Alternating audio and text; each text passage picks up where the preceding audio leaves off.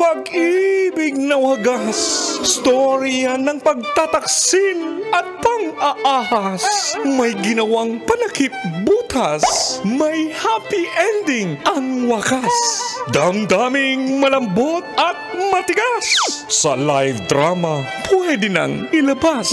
Tutulo na at tatagas ang mga katas ng nakalipas.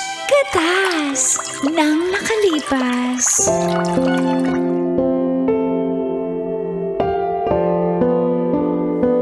Dear Uncle Tago And Tita Tanya Chinita. Nanlalalaki si ate habang si Bayaw ay nasa ibang bansa. Mababae talaga. Hi. Feel good morning po sa lahat ng suking tagapakinig at nanonood sa programang Mga katas ng nakalipas. Itago nyo na lang ako sa pangalang Sheila. 23 years old na po ako at kakagraduate ko lang sa kursong education. Nagre-review na po ako para sa board exam. Ang aking pong katas ay tungkol nga kay Ate Stella. 45 naman po siya. At sa bahay niya ako nakatira dahil si Bayaw nga po ay nasa Dubai. Si Bayaw po ang nagpo-provide ng lahat.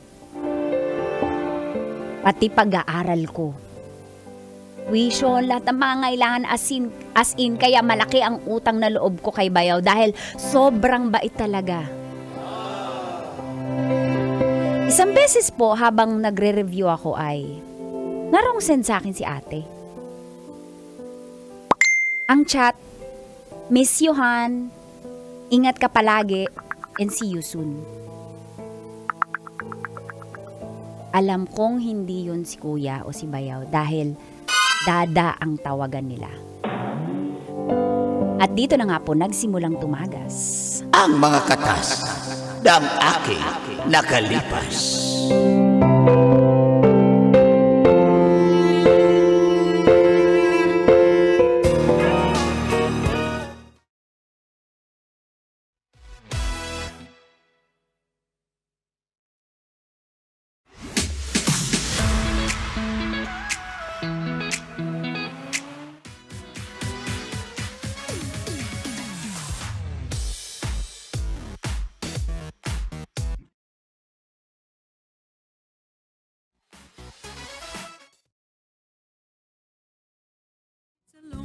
Dada,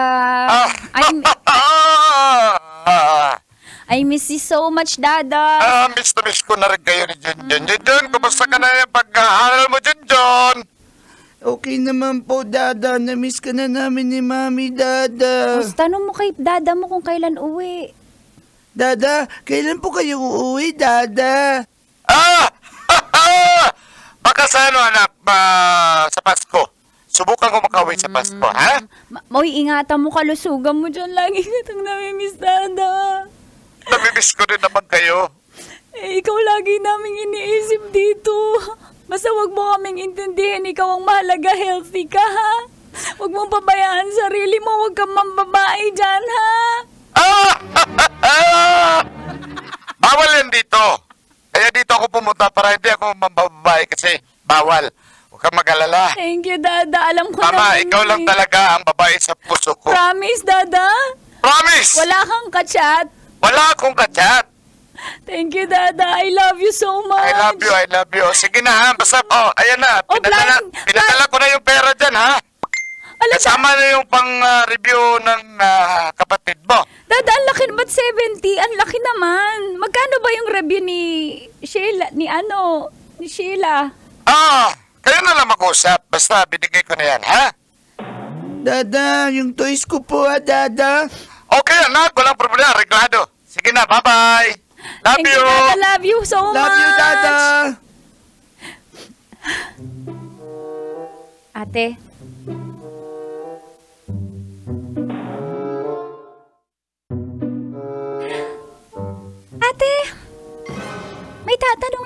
ako sa'yo. Ano yun?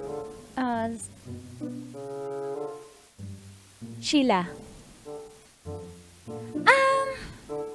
Dada yung tawagan nyo, di ba? Ni Bayaw? Oo. Sino yung kachat mo na, Han? Sabi mo, I miss you, Han. Ha? Kuya mo rin yun, yung Bayaw mo rin yun. Wala naman akong ibang tatawagin na na Han. Tsaka, na-wrong send? Di ako na-wrong send, no? Eto, oh. Ayan, hindi mo pa nabura. I miss you, Han. Si kuya mo yan. Minsan kasi iba-iba, di ba? Nung mag-girlfriend, boyfriend pa lang kami, minsan nga mahal. Minsan daddy, hanggang sa naging Han. Ngayon, dada na. Kasi nga, si Junjun, dada yung tawag. Opo, Mami. May kachat ka palang iba, Mami? Hindi, dada mo rin yun. Kasi nga, as time goes by, nag-iba-iba na yung endearment namin. Anyway, okay, Mami. May tanong ka, di ba, Junjun? Wala akong tanong, Mami. Tinatanong ka kanina. Aray, kuwak mo kung ulitin. Opo, Mami. Ano yung tanong mo? Tita, pupunta pa pala kami ni Mami sa Tagaytay, di ba, Mami? Oo, kaya Junjun, mag-impake ka na, ha? Pwede ako sumama dyan? Ay, di ba magre-review ka? Pwede naman ako mag-review habang nasa Tagaytay ako. Pero sige, baka hindi mo talaga ako invited Hindi na lang ako sasama. Junjun, excited naman yung baby ko. Mami, Excited. Saan mo gusto mong pupunta sa Tagaytay? Mami, gusto kong sumakay ng horse, Mami, na pink yung hair ng horse, Mami. Junjun, hindi pang boys ang pink na hair ng horse. Unicorn yun. Meron yun. Gusto ko sumakay ng horse sa Tagaytay yung may pink na hair, Walang Mami. pink doon. Walang pink. Ay, gusto kong magpa-picture sa Taal Volcano, Mami. Basta damihan mo, Junjun, yung picture. Tsaka wag mong kalimutang uwian si tita, ha? Mami, sama natin si Tito Belmar, Mami. Ayaw mo sa kabila? Hindi kasama Tayo lang. Banding lang muna natin. Ni Tayo Mama, lang pala, Mami. Mami, Okay, at saka ni Mami. Bunso. Love you. Love you, Mami. Ay, may kutob talaga ako. Iba talaga yung nararamdaman ko.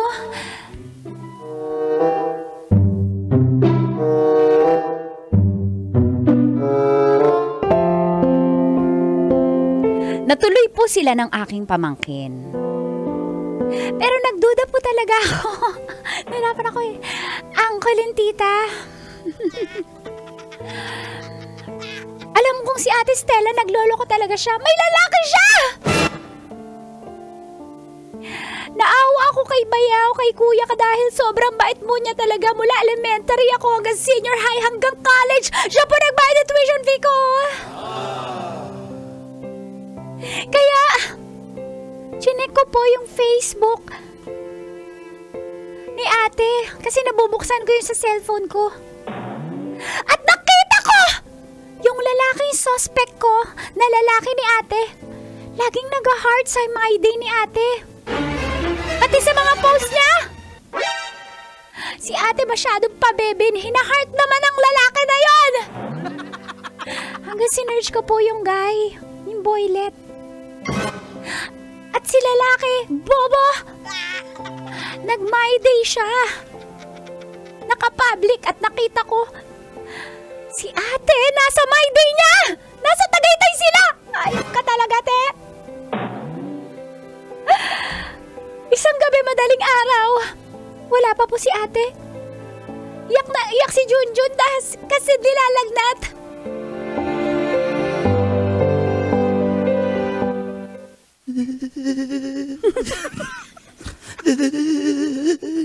Tita, Anong nangyari sa'yo, Junjun? Wala pa ba si Mama, tita? Kasi ang lamig-lamig po, tita. Natatawagan ko na si mama mo. Asan ba yan, mama mo? Saan ba daw siya pupunta?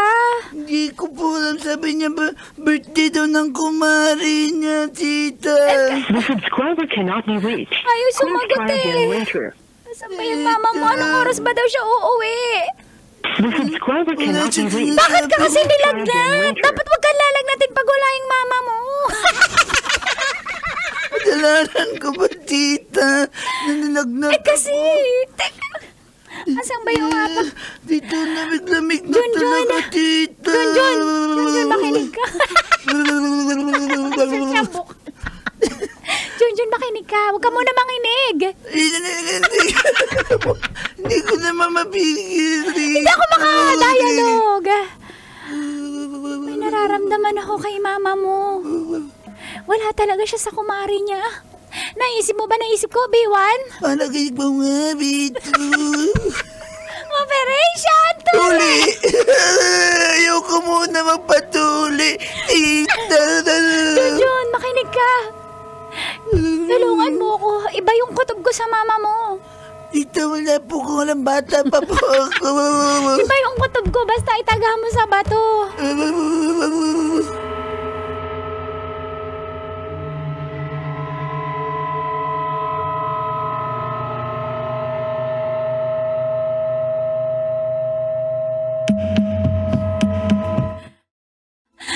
Animal ka talaga, Ray. Ganun ba? Pagdating sa bimbangan. Ispunk me, Ray. Ispunk pala. Ispunk. Harder. Harder. Hanap siya ba? Ouch! Ouch! Huwag naman masyadong ganun na malakas. Lakasan mo pa!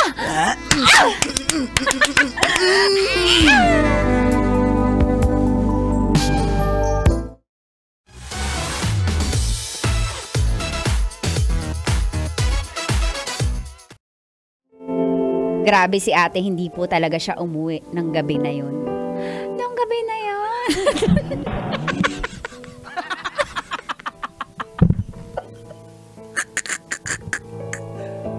Hindi po talaga Kaya mo pa ba? Hindi po talaga siya umuwi, mga Mars. Tapos? Natiis niya yung anak niya na nilalagnat. Naka-off yung cellphone siguro in airplane mode. Ganyan yung mga nangangabit. Hanggang sa nakatulog na lang kami, si Junjun. Bumaba naman ang lagnat, pinainom ko ng paracetamol, basic. Wala ka ng loperamide.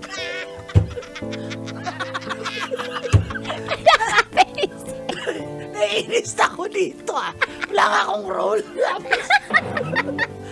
Go! Go na, dali. Go!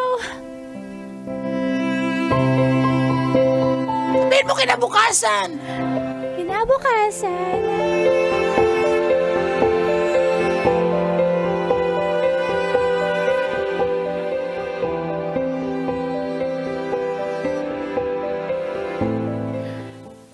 Sheila? Tulog pa ako. Sheila, nagluto ako ng paborito mong pouch egg? Mars Trix, ano ba yung pouch egg o pouch egg? Pouch. Pouch egg. Pouch egg. Basta yung paborito mo pag kumakain tayo sa buffet. At saka, binalang kita ng paborito mong oat milk. At saka nakatimpla na rin ako ng kape mo. Plus, ito kunin mo na to. 5K yan. Ang padala ng kuya mo, bali 2K, dinagdagan ko ng 3K. Ha? Bakit niya kaya ako binibigyan ng ganito? Parang, alam niya na ba na alam ko? Sige na, kain ka na. Sabay tayo. Ate, hindi mo ako dadaan sa ganyan. Madadaan sa ano? Sa suhol-suhol. Ano tingin mo sa akin, Pixar? Waisan! Ate, tigilan mo na ang panlalalaki. Maawa ka naman sa bayaw ko! Mula elementary hanggang ngayon, siya nagpapaaral sa akin, nagre-review ako, siya pa rin. Ikaw, buhay prinsesa ka, Disney princess ka! Tapos niloloko mo lang siya, nalalalaki ka? Ang hilig mo sa sausage! Hindi ka ba nadediri sa sarili mo? Sheila, wala akong ginagawang masama. Ano ba sinasabi mo? Sa kagaling ng isang gabi numilag na si Junjun, ha? Isa kumari ko malakas kasi yung ulan, masa-stranded kasi ako kapag umuwi pa ako, kaya hindi na ako umuwi. Sinabi ko yun, di ba? Ate, sinong niloloko mo? Hindi mo ako madadaan sa 5K? Ha? Ate, ayusin mo kung hindi, susumbong kita kay kuya. Maawa ka kay kuya, maawa ka.